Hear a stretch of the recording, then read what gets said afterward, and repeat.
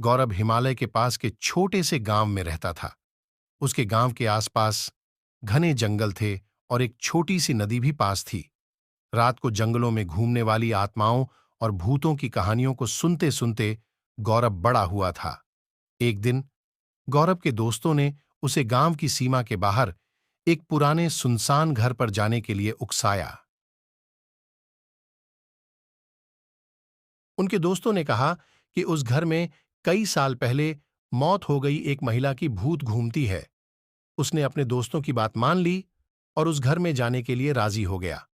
जब गौरव घर के पास पहुंचा, तब उसे बहुत ठंड लग रही थी।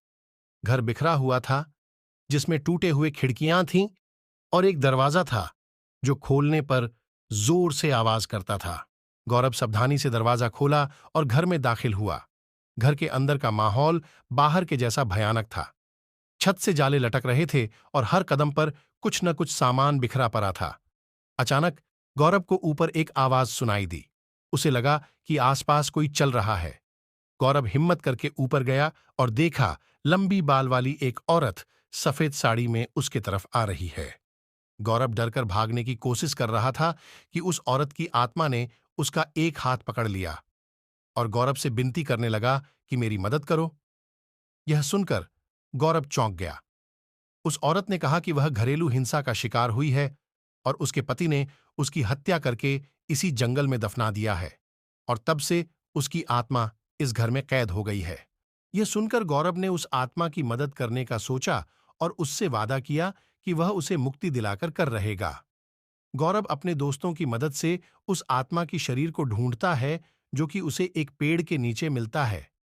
फिर गौरव पुलिस को यह सूचना देता है और पुलिस उस आत्मा के पति को गिरफ्तार करता है और कोर्ट उसे आजीवन कारावास की सजा सुनाता है। गौरव एक पंडित को लेकर उस घर में जाता है और पूजा पाठ करवाता है।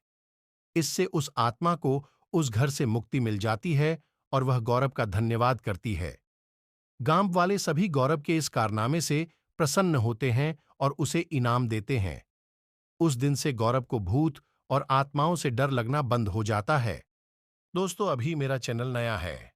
जल्दी ही कुछ बड़ी कहानियां डालूंगा। तब तक के लिए मुझे सपोर्ट करें। धन्यवाद।